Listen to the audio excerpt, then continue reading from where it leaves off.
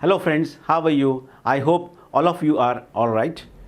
जगामध्ये अनेक भाषा लिहिल्या आणि बोलल्या जातात. त्यातील इंग्लिश ही बिझनेस लँग्वेज म्हणजेच व्यावसायिक भाषा म्हणून प्रसिद्ध आहे.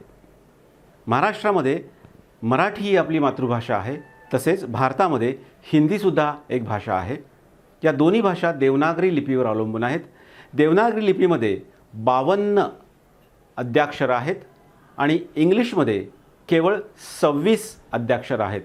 आणि तरीसुद्धा इंग्लिश बोलायला आपल्याला कठीण जाते. का? असं नाही की तुम्ही इंग्लिश शिकण्याचा प्रयत्न केला नाहीत, पण त्या इंग्लिशबद्दलची भीती, संकोच आणि वारंवार प्रयत्न करून येणारं अपयश याच्यामुळे कदाचित इंग्लिशबद्दलचं आपलं मत बदललेलं आहे. पण मी सुद्धा एक मराठी मीडियममध्ये शिकलेला विद्यार्थी आहे. अगदी 5वीला माझा बेसिक इंग्लिश सुरू झालं, ABCD.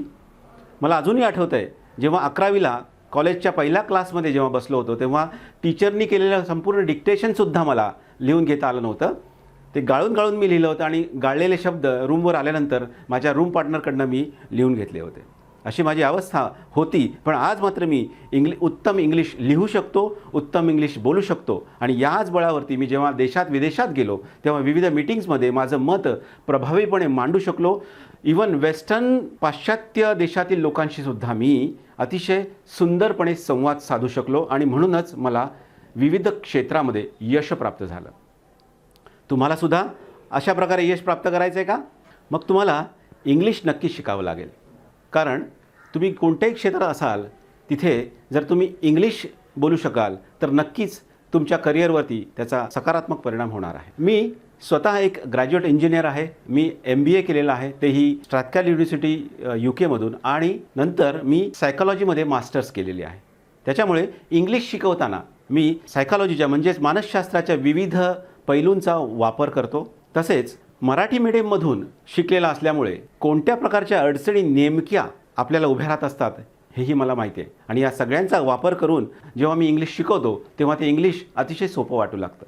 इंग्लिशबद्दलची भीती, संकोच सहजच निघून जातो आणि या कोर्सच्या शेवटी तुम्ही इंग्लिश बोलायला नक्कीच सुरुवात करता. इंग्रजी भाषा शिकण्यासाठी येणाऱ्या कॉमन अडचणी मी तुमच्याशी आता शेअर करतो आहे. सगळ्यात पहिली अडचण म्हणजे फ्रस्ट्रेशन. आपण वारंवार इंग्लिश शिकण्याचा प्रयत्न करतो, पण इंग्लिश आपली मातृभाषा नसल्यामुळे आणि ज्या ठिकाणी आपण इंग्लिश शिकण्याचा प्रयत्न केला तिथून योग्य टेक्निक न वापरल्यामुळे इंग्लिश आपल्याला बोलता आली नाही आणि त्याचं फ्रस्ट्रेशन आलं. कारण आपण अपेक्षा ठेवतो की काही दिवसातच किंवा काही आठवड्यातच मला एकदम फाडफाड इंग्लिश बोलता येईल. असं कधीच होत नसतं.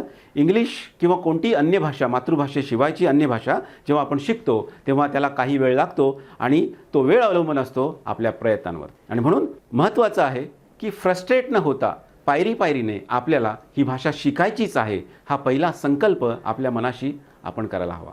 दुसरी अडचण आहे लॅक ऑफ इंटरेस्ट. म्हणजे आपल्याला त्यात इंटरेस्टच नाही घेत किंवा लॅक ऑफ पर्पज.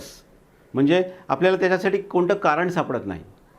आपल्या आजूबाजूला इंग्लिश शिकून काय होतं आहे, इंग्लिश शिकून असा काय मोठा फरक पडणार आहे असे बोलणारे बरेच लोक असतात. आणि म्हणून आपण सहजच निर्णय घेतो की नाही इंग्लिश शिकलं तरी चालेल.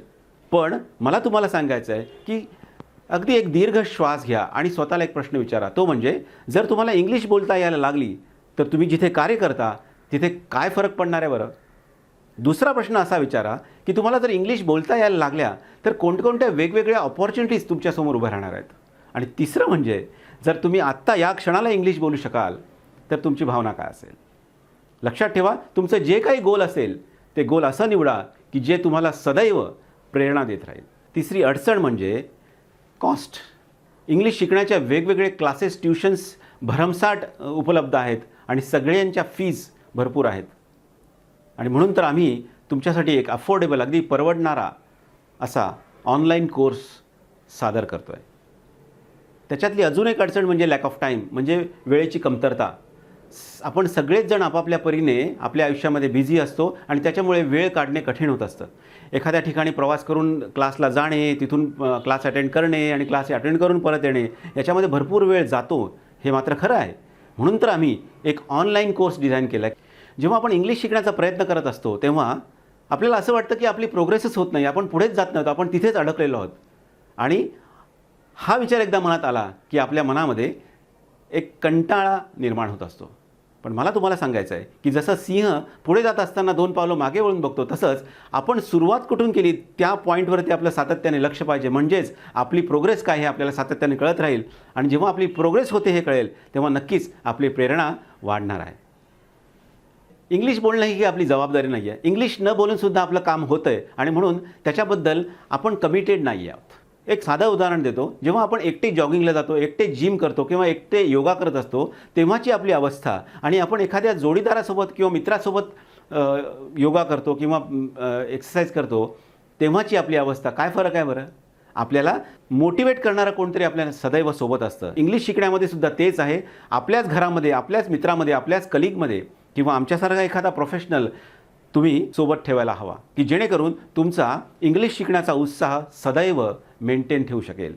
सगळ्यात शेवटची अडचण म्हणजे लॅक ऑफ व्होकॅब्युलरी म्हणजेच शब्दसंग्रह. इंग्लिश किंवा कोणतीही भाषा शिकायची म्हटल्यानंतर आपल्याकडे त्या भाषेतील कमीत कमी वापरला जाणारा शब्दसंग्रह तर हवा, तरच आपण ती भाषा बोलू शकतो आणि नंतर हळूहळू जसा जसा शब्दसंग्रह वाढेल तसं तसं त्या भाषेवरती प्रभुत्व मिळत जाणार आहे. आपल्याला भाषा शिकायची म्हणजे शब्दसंग्रह जमवला पाहिजे आणि तो आपला नेहमीच कमी पडलेला आहे. या कोर्समध्ये आम्ही इंग्लिशमधला नियमित वापरला जाणारा असा शब्दसंग्रह तुमच्याशी शेअर करणार आहोत. मित्रांनो, आपण आयुष्यातल्या विविध गरजांवरती आपण पैसे खर्च करत असतो, पण जेव्हा स्वतःवरती स्वतःच्या शिक्षणासाठी खर्च करण्याची वेळ येते तेव्हा मात्र आपण लगेच प्रश्नचिन्ह आपण विचार करायला सुरुवात करतो. का एवढा विचार करताय? तो क्षण आठवा ज्या क्षणाला इंग्लिश बोलता येत नव्हतं म्हणून तुम्ही मागे पडलात. इंग्लिश शिकणं हे अत्यंत गरजेचं आहे, आपल्या प्रगतीसाठी अत्यंत आवश्यक आहे आणि तुमच्यासमोर ते अतिशय सोपं आणि कमी वेळात घेऊन येतो आहे. किती दिवस स्वतःचं इंग्लिश येत नाही म्हणून नुकसान करणार आहात? किती दिवस स्वतःला प्रगतीपासून थांबवणार आहात? चला पुढे या आणि इंग्लिश भाषेवर प्रभुत्व मिळवा. All the best.